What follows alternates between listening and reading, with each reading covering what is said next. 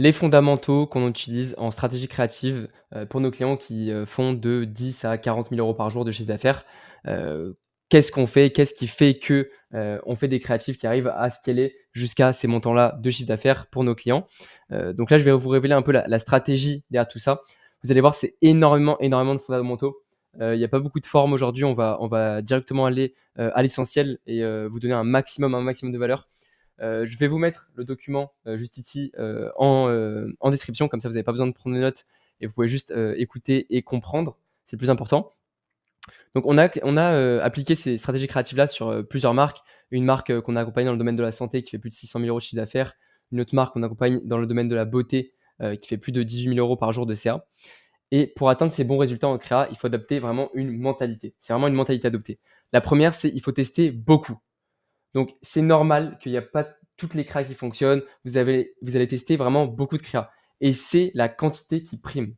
Faites de la quantité parce qu'en faisant de la quantité, vous allez avoir de la data. En ayant de la data, vous avez les armes pour faire des créatives gagnantes.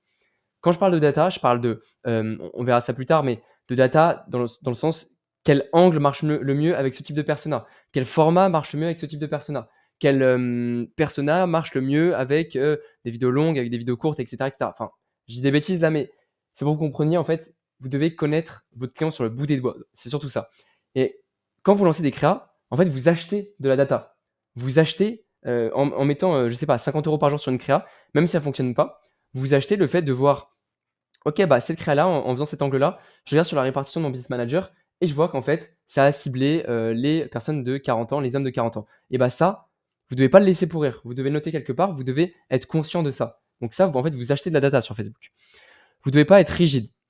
Faites des ads en freestyle et soyez authentique sur les créas. Vous n'avez pas une entreprise du CAC 40, ne me parlez pas d'image de marque.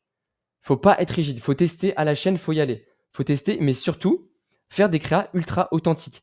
C'est-à-dire que c'est pas les créatives les plus belles qui vont performer. C'est pas parce qu'il y a une faute dans les sous-titres que directement ça va être. Bon, évidemment, faites pas de faute dans les sous-titres, c'est bête. Mais c'est pas parce qu'il y a, vous avez testé les sous-titres en vert et en rouge qu'une créa va mieux fonctionner. C'est pas du tout ça qu'on veut.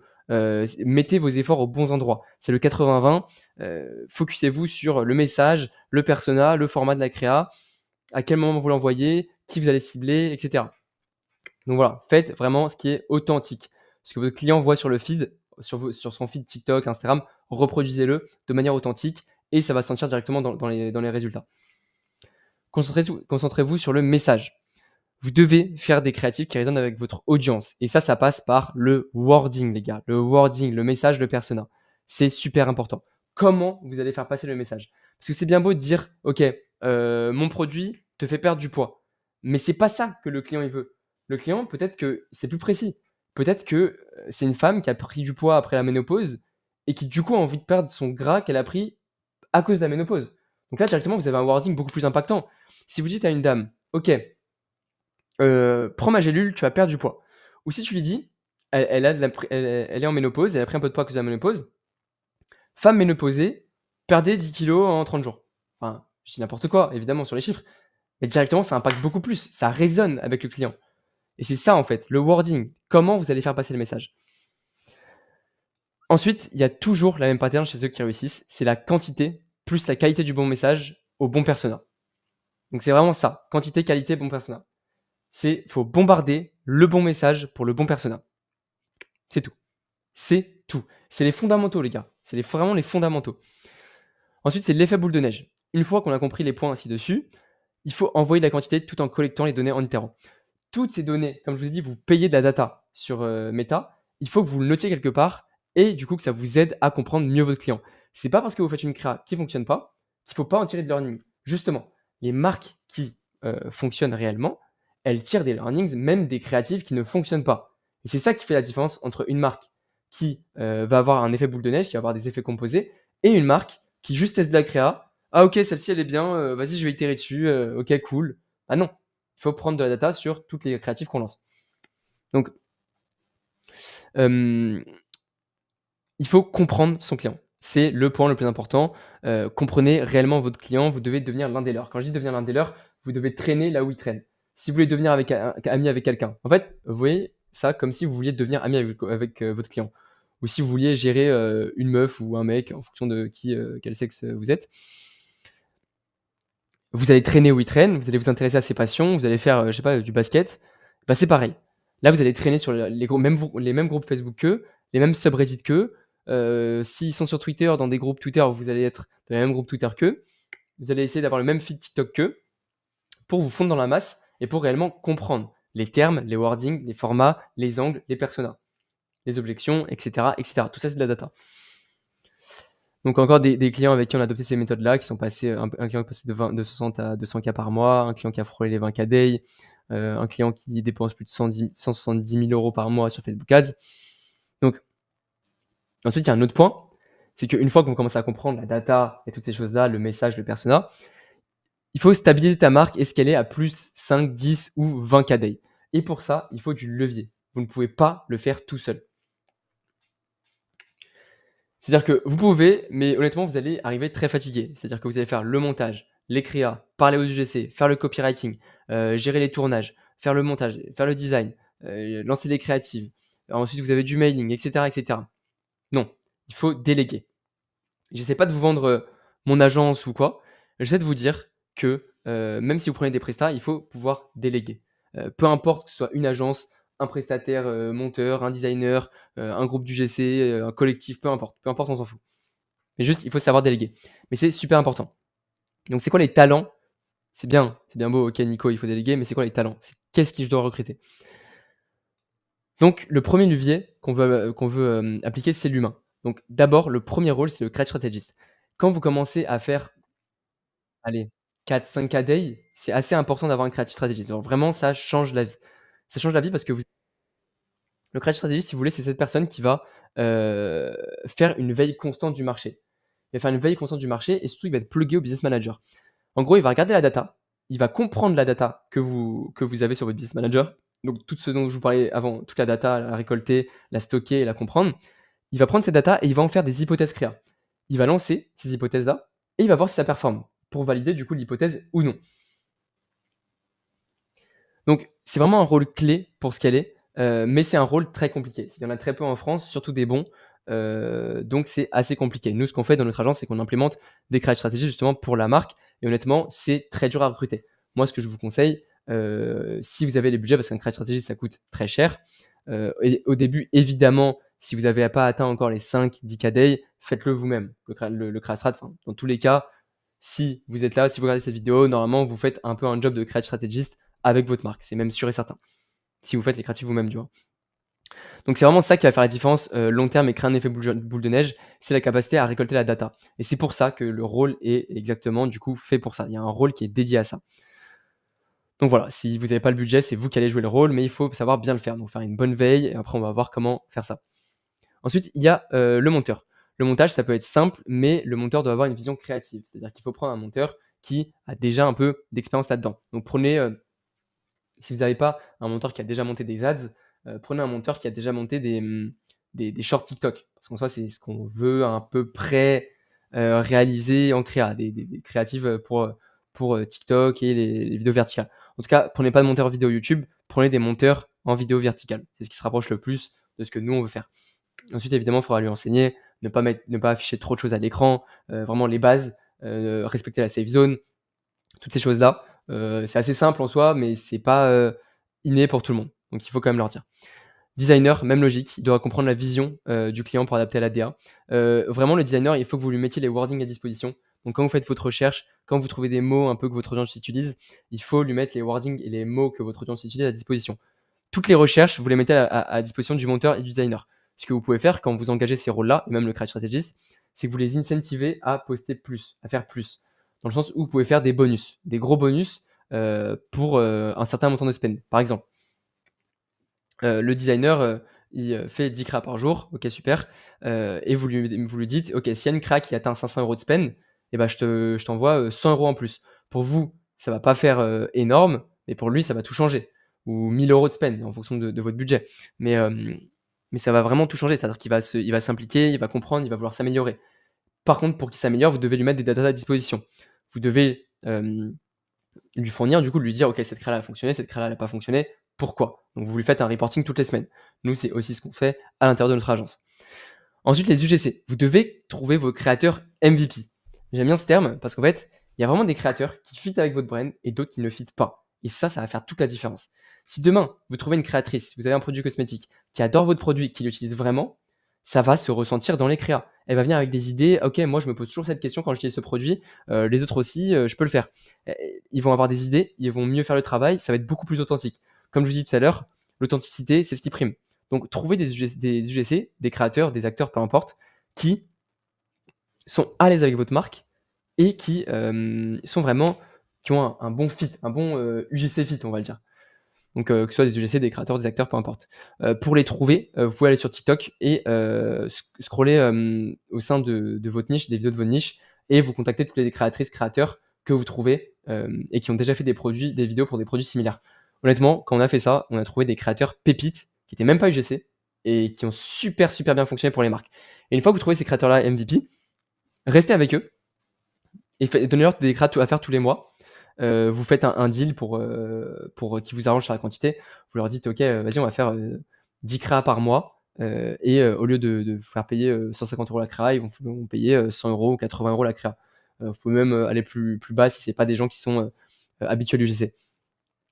Donc vraiment super puissant. Faites-vous une petite base de données et vous en testez des nouveaux, on va dire, allez, 2-3 nouveaux profils chaque mois. Mais généralement, une fois que vous avez votre team, vous en testez 2-3 par mois, mais sinon, vous restez avec la même équipe du GC parce qu'ils vont devenir meilleurs. Et même logique que pour les monteurs et les designers, vous devez les incentiver à faire mieux et leur donner de la data pour qu'ils s'améliorent. Ensuite, la data, on en parle tout le temps. On y vient du coup. Sur le deuxième point, la data. Ici, je vous ai mis du coup un petit Lucid Chart pour montrer quelques. C'est un petit bonus. Comment faire sa recherche persona, comment faire sa veille, itérer sur ce qui a déjà été fait. Donc, c'est-à-dire que comment itérer. Une fois que vous avez une créative winneuse, vous changez un seul élément, etc. Là, comment itérer bien. Je vous ai mis des exemples. Comment adresser les différents niveaux de conscience du marché. Enfin bref, ça c'est un petit bonus que je vous ai mis au niveau de la data, donc comment récolter la data. Dans tous les cas, je vais vous mettre le document en dessous dans la description, donc vous pouvez aller le chercher après, à la fin de la vidéo. Restez bien, parce qu'il y a des trucs cool qui arrivent. Ok, donc la data. Comment aller chercher la data? Vous devez faire une recherche psychographique. Une recherche psychographique, c'est quoi? Vous devez vous poser toutes ces questions-là. Donc, quel type de persona? Quel est le type de persona auquel je m'adresse? Est-ce que c'est une femme de 40 ans? Est-ce que c'est un homme de 20 ans? Quelle douleur ils ont? Quel désir ont-ils? Bon, vous savez dire, en gros, tout ça, les émotions qu'ils aimeraient ressentir quand ils ont le produit, les émotions qu'ils ressentent actuellement avec leurs problèmes, les objections, et qu'est-ce qu'ils utilisent actuellement. Vous allez prendre toutes ces questions-là. Le travail va être ultra chiant, mais il faut le faire parce que c'est le 80-20. C'est ce qui vous ramène le plus de résultats. C'est ce travail-là. Réellement. Vraiment. Donc, vous prenez ces questions-là et vous les posez sur chaque réseau où vous pouvez trouver votre consommateur. Sur TikTok, sur Amazon, sur Reddit, dans les commentaires de vos avis, sur les groupes Facebook, dans les posts podcast surveillés, n'importe où se trouve votre consommateur. Sur Twitter, même sur les ads des concurrents, enfin, peu importe, partout. Allez partout, vous posez ces questions-là. Et vous faites des recherches. Je vous ai mis là les recherches à faire. Si vous ne savez pas quoi taper, vous êtes sur TikTok, vous recherchez le produit similaire, vous vendez, je ne sais pas, un masque collagène, vous tapez masque collagène, vous tapez masque à l'aloe vera, vous trouvez plein de trucs, produit même niche, pareil, même produit que le même effet désiré, vous tapez police, peau sans bouton, etc. Vous allez dans les vidéos virales, vous trouvez les commentaires avec engagement, vous posez ces questions, et c'est une boucle, vous faites tout le temps ça. Donc, pour préciser, quand je parle de data, je parle des réponses à ces questions-là. Donc, c'est des data sur le comportement humain. Donc, ces questions-là, je parle de ça. C'est des data sur le comportement humain. Donc, quelles sont leurs objections, les produits qu'ils utilisent, etc. Et les données chiffrées. Qu'est-ce qu'il y a sur votre business manager? Qu'est-ce que votre business manager valide? Il y a une créa qui a dépensé 10 000 € en un mois. Donc, on valide certains éléments de la créative. On peut valider le format, l'angle, le persona, en fonction de ce qu'on va tester après. Mais voilà, ça, c'est la data chiffrée et la data de comportement humain, entre guillemets. Donc, il y a quelque chose qui est super important à prendre en compte. Ne donnez pas la même valeur aux data qui sortent de vos concurrents et aux data qui sortent de chez vous. Dans le sens où la data qui vient de chez vous, qui vient de votre business manager, c'est de la data ultra qualitative. Parce que c'est littéralement ce que vous vous confrontez au marché. C'est ce que pense le client de votre produit à vous, pas celui du concurrent. Donc c'est beaucoup plus qualitatif et ça va nous en dire beaucoup plus sur l'état actuel de votre marque que la data du concurrent. Parce que la data du concurrent, c'est la data qui vient du concurrent, pas de nous. Donc, ça va nous donner Ça va nous donner un maximum de data sur comment est perçue notre marque sur le marché, comment elle se positionne, qu'est-ce qui marche pour notre marque, voilà, toutes ces choses-là. Et ça, c'est méga important. Donnez énormément d'importance aux créas que vous lancez. C'est pour ça que je dis qu'il faut collecter la data, que vous achetez de la data sur Facebook. Donc voilà, prioriser ces datas-là et prioriser les itérations, itérer sur vos créatives pour obtenir un maximum de data. Donc, vous pouvez faire des post-purchase surveys. Donc vraiment, envoyez des questions de satisfaction à vos clients. Demandez-leur comment on pourrait améliorer notre produit, qu'est-ce qui vous fait kiffer dans le produit, quelles objections vous aviez avant d'acheter. Tout ça, c'est méga important. Si vous n'avez pas fait de questionnaire de satisfaction, allez-y après cette vidéo. Faut le watch time. Donc allez-y après cette vidéo, mais c'est super important, vraiment. C'est une mine d'or d'information. Aussi, votre SAV. Demandez si vous avez une agence d'SAV ou si vous le faites vous-même, des questions qui reviennent le plus souvent, les plaintes qui reviennent le plus souvent, notez ça. Et les commentaires sur vos ads, ça c'est ultra important. Combien de fois on a fait des creative winners qui ont dépensé plus de 5, 10, 20 000 euros de spend sur une seule créative parce qu'on a juste pris un commentaire qu'il y avait sur une ads virale qui avait bien fonctionné. On l'avait pris, on l'a mis en réponse TikTok et on a répondu à ce commentaire. Pourquoi? Parce qu'il y a plein de gens qui se posent cette question, parce que ce commentaire-là, il y a eu plein de likes. Il y a plein de gens qui se posent la même question et on n'y a pas répondu. Donc en fait, c'est des clients qu'on perd. Donc ça, c'est super important. Vraiment, là, si vous n'avez pas fait ça, voilà, un autre tips, allez prendre votre créa winneuse et faites la créative que je viens de vous dire. Donc, vraiment, les créatives avec nos plus gros ROS viennent de là. C'est outre créative bottom of funnel. Donc voilà, ça, on va pas se répéter, mais c'est bien plus qualitatif. Et voilà. Mais après, si vous n'êtes pas numéro 1 sur votre marché, il y aura beaucoup plus de data sur votre concurrent. Donc si vous n'avez pas encore dépensé, et je me doute qu'il y a des gens qui n'ont pas non plus de gros shops encore, vous n'avez pas beaucoup de data en interne, dans ce cas-là, évidemment, allez vous inspirer des data du concurrent et du marché, évidemment. Donc si vous n'avez pas ou peu de clients, du moins, vous devez appeler vos clients, parce que étant donné qu'il y en a peu, vous pouvez les appeler. Et si vous avez la flemme, faites-le, je vous jure. Tapez juste le numéro, appelez, vraiment. Si vous êtes timide, je m'en fous, c'est pas grave, faites-le. Et vous posez les mêmes questions que dans un formulaire de satisfaction et vous notez à la main. Si vous avez beaucoup de questions, évidemment, vous faites une campagne mail avec un questionnaire de satisfaction. Mais si vous êtes à un certain niveau, normalement, ça, vous l'avez déjà fait. Toutes les données que vous avez par rapport à tout ce qu'on a vu avant, vous devez les noter. Vous les notez dans un tableau persona. Super simple, vous pouvez prendre ça, copier-coller quelque part sur Notion, sur Sheet, je m'en fous. Vous le prenez, vous le notez et vous stockez toutes les informations dedans. Le type de persona Excel, les émotions, les value propositions qui résonnent avec, les pain points, les objections et les réponses à ces objections, les meilleurs angles et les produits utilisés actuellement. Vous faites ça par persona.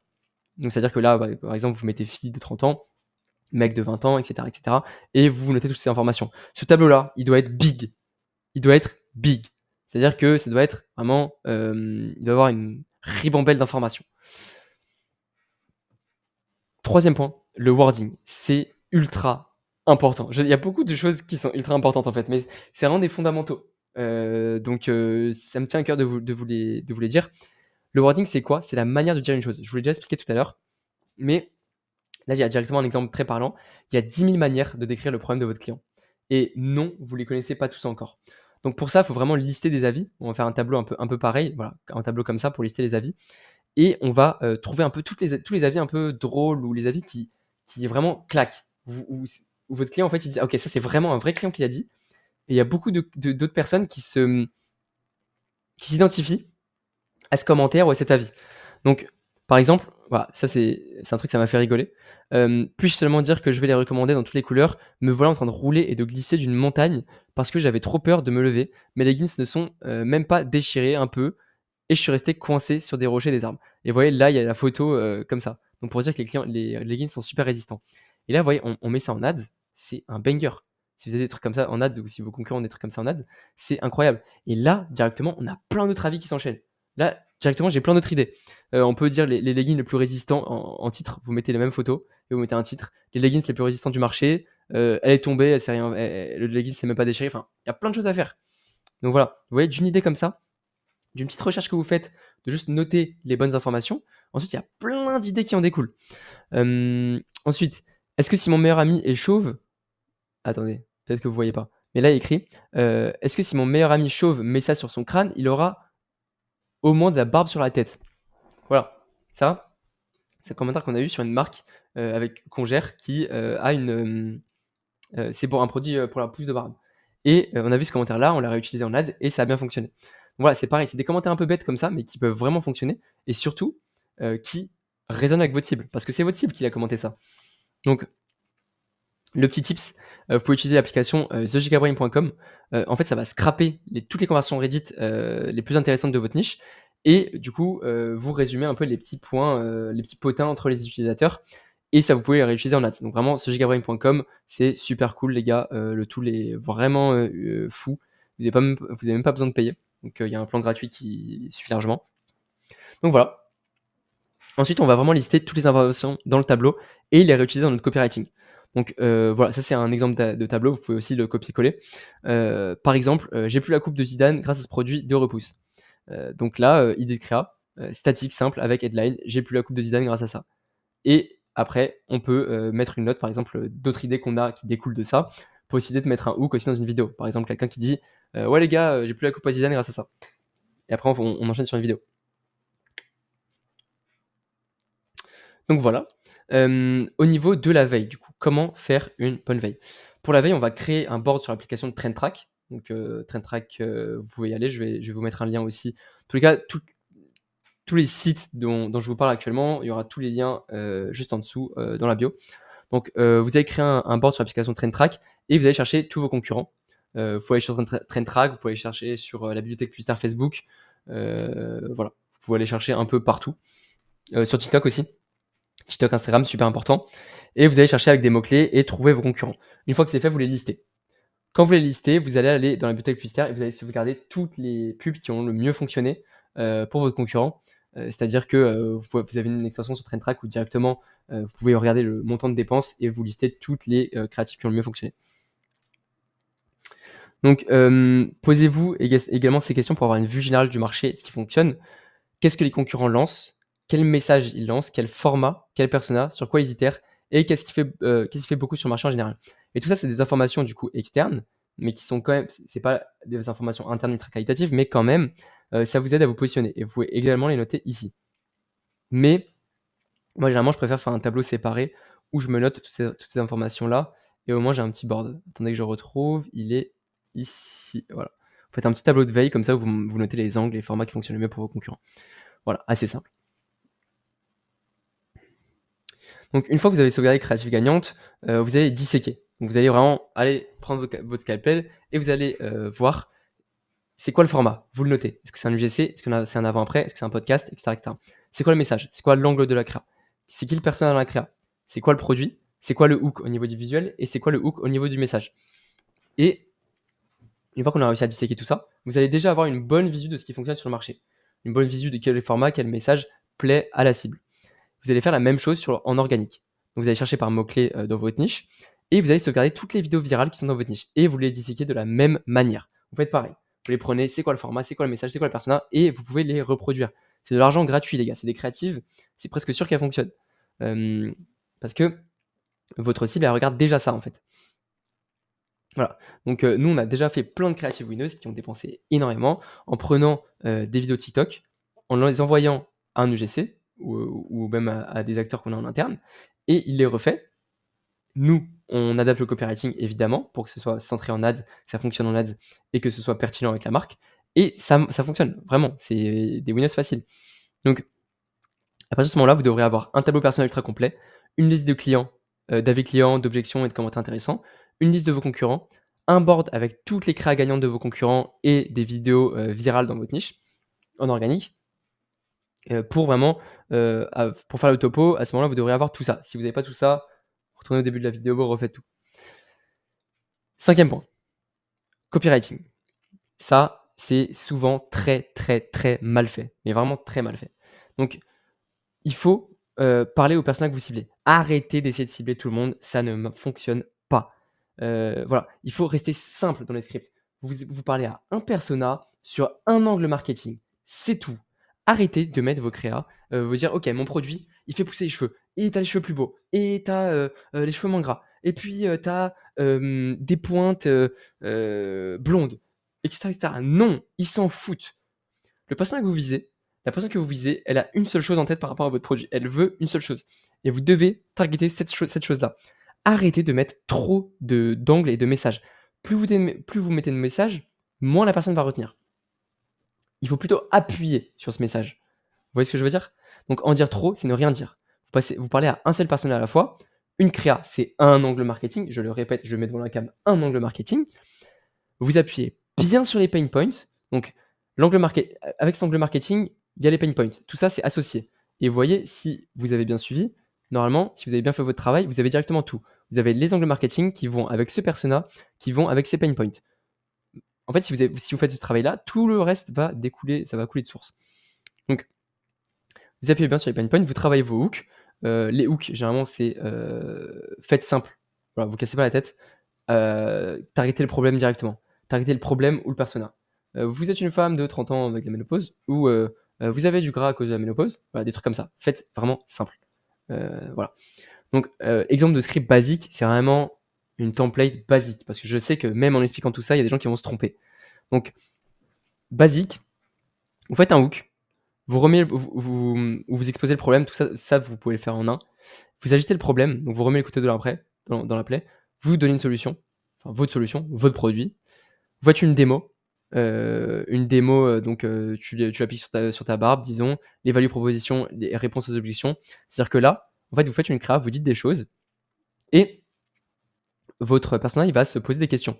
Il va se dire, ok, ouais, mais c'est pas naturel, ça a l'air chimique. Là, vous devez répondre aux objections qui se posent par rapport à ça. Répondez pas à toutes les objections encore une fois, parce que votre client, il s'en fout des autres objections. Il a peut-être une ou deux objections par rapport à ce que vous avez dit avant. Après, vous avez rajouté la social proof pour enfoncer le clou et montrer que vous êtes une marque sérieuse. Et ensuite, le CTA. Donc, c'est pas une formule magique, il faut l'adapter à chaque marque et à chaque étape du funnel qu'on veut cibler. Évidemment, c'est pas, soyez pas rigide comme j'ai dit, il faut être fluide. Ça, c'est une template basique. Pour ce qui est statique, vous pensez au visuel qui a attiré l'attention de votre cible. Donc, c'est un peu la même chose que pour les hooks, mais en visuel. Voilà, faut réfléchir. Est-ce que vous voulez cibler le problème dans le visuel? Est-ce que vous montrez directement la solution? Est-ce que vous voulez capter l'œil avec la deadline? Réfléchissez là où va se poser l'œil du client à la première seconde. Ok, technique débile. Quand vous faites une statique, vous fermez les yeux et vous rouvrez et vous voyez où est-ce que votre œil va en premier, et ça va être ça le hook de votre statique. Voilà, c'est un peu con, mais c'est réel, c'est comme ça que ça marche. Donc, grâce à ce wording, vous devez vraiment, grâce à votre recherche sur le wording, vous devez trouver des mots adaptés à mettre en headline. Ça, c'est super important. Les avis que je vous ai montrés tout à l'heure, c'est pépite pour mettre en headline. Ça convertit super bien. Ensuite, on enchaîne. Il y a full value, les gars. J'espère que vous kiffez. D'ailleurs, si vous kiffez, petit like et abonnez-vous. N'hésitez pas, vraiment, ça fait plaisir. Je vais faire de plus en plus de vidéos brutes comme ça, je vous donne les full valeur. Voilà. Donc, on continue. 6e point, itérer, diversifier. Donc, pour itérer, diversifier, il faut avoir une bonne organisation. Nous, ce qu'on utilise en interne, c'est clipcrafter.io. C'est un tool qui va directement trier tous vos rushs automatiquement, au lieu que ce soit le bordel sur Drive. Et je sais que pour la majorité d'entre vous, ça l'est. En fait, vous allez upload tous vos rushs directement depuis Drive dans ce tool-là. Ça prend vraiment pas beaucoup de temps. Et tout va être trié et vous allez avoir tout filtré, en fait, dans le sens où si vous mettez un rush avant-après, vous allez avoir le tag avant-après. Si vous mettez... Enfin, tout est fait avec l'IA, tout est automatique, c'est incroyable. Parce que on l'utilise en interne, là, la waiting list est ouverte. Il y a le lien juste en dessous, pareil, où si vous voulez l'accès anticipé, il faut s'inscrire. Donc, vous allez avoir plein de cadeaux avec la waiting list, notamment sûrement une formation gratuite de ma part, moins 50% à vie sur la prise du tool. Donc, inscrivez-vous, n'hésitez pas. Donc 20% d'itération et 80% de test de nouvelles idées. Alors, après, ça, c'est propre à chacun, honnêtement. Moi, j'aime bien tester des nouvelles choses, donc des nouveaux angles, des nouveaux formats, etc. Parce que ça aide à aller chercher de nouvelles audiences et vraiment pouvoir les débloquer des niveaux de scaling. Donc ça, j'aime bien. C'est cool. Après, ça, c'est un peu adapté. Soyez pas trop rigide là-dessus, encore une fois. C'est pas parce que j'ai dit 80-20 que vous devez faire, ok, là, j'ai fait 5 nouvelles idées, il faut que je fasse une itération. Non. Donc, soyez fluide par rapport à ça, mais gardez une certaine répartition. C'est-à-dire que itérer sur des créas, ne faites pas que des itérations, ne faites pas que de nouvelles idées, essayez d'avoir une bonne balance. Mais moi, j'aime bien faire des big swings et tester justement plein de nouveaux formats, plein de nouveaux angles, etc. Et c'est justement ce qu'on propose avec mon agence Creative Crafters. On propose une multitude de formats. C'est ça qui nous permet en fait de faire ça. On propose du podcast, du micro-trottoir, de l'UGC, du fondateur, plein de statique, du recyclage, du studio, de l'outdoor, de la warehouse, de la fondateur. On fait tout tant que ça convertit. Voilà. Donc, il y a une autre verticale à activer une fois que vous trouvez une créative gagnante pour itérer dessus. Nous, on utilise un framework assez simple. Donc voilà, tout est dispo directement dans le document, hein, mais vous pouvez faire différentes choses. Donc, tout ce qui est en jaune, c'est les choses qui nécessitent du nouveau contenu. Tout ce qui est en vert, c'est ce qui nécessite uniquement du montage. Donc, vous allez avoir une créative winneuse, vous allez changer un seul élément. Soit vous allez changer l'angle, soit vous allez changer le format, l'âge de l'acteur, les ethnies, les genres. Les ethnies, c'est bien pour les créatives et les marques qui sont sur la peau ou sur les cheveux. Donc là où l'ethnie crée une différence. Voilà, donc le lieu de tournage, le type de montage, la longueur pour cibler différentes étapes du funnel, un autre produit ou un nouveau hook. Voilà, donc ça, c'est bien à donner à votre monteur. N'hésitez pas à vraiment donner ça à votre monteur pour qu'il puisse itérer facilement. C'est-à-dire que vous lui dites, ok, cette créa-là elle a fonctionné, itère-moi ça sous toutes ses formes. Il prend ça, il itère partout, incroyable, voilà, trop bien. Maintenant, avec de l'IA, juste de la voix IA et du montage, vous pouvez vraiment faire 50% de ce qu'il y a là-dedans, voire 70%. Voilà. Donc pareil là, depuis qu'on a utilisé le tool clipcrafter.io pour trier les rushs grâce à l'IA, on teste beaucoup plus rapidement et c'est beaucoup plus simple pour les monteurs d'itérer en vraiment une après-midi, il peut faire tout ça. Donc c'est incroyable. Donc il y a une très bonne manière d'itérer aussi, c'est de transformer les statiques en vidéo. C'est-à-dire que si vous avez une statique qui a fonctionné, où vous dites par exemple, ok, ce sac, je peux ranger 30 t-shirts dans ce sac-là, bah, faites-le aussi en vidéo. Voilà, c'est bête, mais c'est simple. En fait, si un message a fonctionné, vous devez le faire en statique et en vidéo. Par exemple, là, c'est exactement ce qu'on a fait pour ce client-là. Donc, c'est des sacs. On avait fait cette créa-là, il avait généré 5 000 € de chiffre d'affaires sur cette version-là. Donc, j'adore ces sacs tellement ils sont pratiques et bien pensés. Vous voyez, un peu avec un mood à côté de l'herbe et tout, ouais, pour rendre le sac un peu esthétique.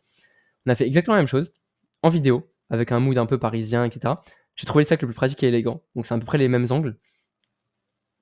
Et bah, la créa banger, elle a tapé 25 000 € de chiffre d'affaires en une seule créa et en un seul mois. Donc franchement, très content sur une seule créa. Et c'est super simple, hein, honnêtement. On a juste repris l'angle, on a fait pareil, on lui a dit ok, tu retournes au même endroit, tu t'habilles pareil, et tu refais la créa. On met en vidéo. Super simple. Donc le dernier point, du coup, c'est le point 7, analyser, stocker les learnings. Donc c'est super important, comme je vous ai dit tout à l'heure, de garder vos learnings. Vous allez avoir plein de data, il faut les stocker quelque part. Il faut que vous les stockez quelque part, il faut que ça rentre dans vos têtes. Donc tous les mois ou toutes les 2 semaines, vous allez vous poser et vous allez regarder ces data. Qu'est-ce qu'on a testé des dernières semaines? Quels ont été les résultats? Qu'est-ce qu'on a appris sur le client? Qu'est-ce qu'on a testé qu'on peut valider ou invalider? Qu'est-ce qu'on va tester ensuite? Et est-ce qu'il y a une tendance de marché à répliquer? Donc tout ça, c'est super important. Posez-vous vraiment ces questions, posez-vous avec vos associés, vos équipes pour réfléchir à ça, ou même tout seul. Donc vous utilisez un Notion, un Sheet ou un Word, peu importe. Vous les intégrez dans vos tableaux personnels que je vous ai mis tout à l'heure et vous validez et invalidez vos hypothèses en fonction des résultats obtenus et vous recommencez le process. Donc voilà, c'est vraiment des fondamentaux. Ensuite, 8e point, c'est adapter les créatives aux étapes du funnel. J'ai déjà fait une vidéo là-dessus, donc je ne vais pas vous casser les oreilles. Je l'ai mis directement dans le document si vous voulez la regarder. Donc ça va être vraiment bien, juste pour vous expliquer un peu, parce que vous allez targeter des gens que vous avez déjà target auparavant. Vous allez leur répondre à leurs objections et les pousser du coup à la vente. Enfin, ça honnêtement, c'est un truc qui est super mal fait en e-commerce, surtout en France. Les marques ne respectent jamais les niveaux de conscience du marché, alors que ça rapporte trop d'argent. C'est-à-dire que parfois, on va sur un business manager, on voit qu'il y a juste une opportunité. Par exemple, la marque, elle n'a pas comparé ses solutions avec la solution d'un concurrent. Et donc, en fait, tous les gens qui sont en middle of funnel, qui réfléchissent à prendre une autre alternative ou qui utilisent le produit d'un concurrent alors qu'il est moins bien, et ben en fait, ils prennent pas votre produit. Donc vraiment, ça c'est super important. Le point 9, du coup, c'est les outils.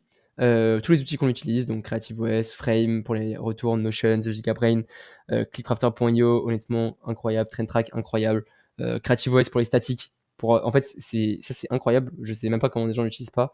Vous avez des templates de statiques prêts à être à utiliser. Donc vraiment, ça c'est incroyable pour faire des statiques et pour avoir des inspi statiques. Le Notion pour avoir vraiment pour stocker les informations et les datas.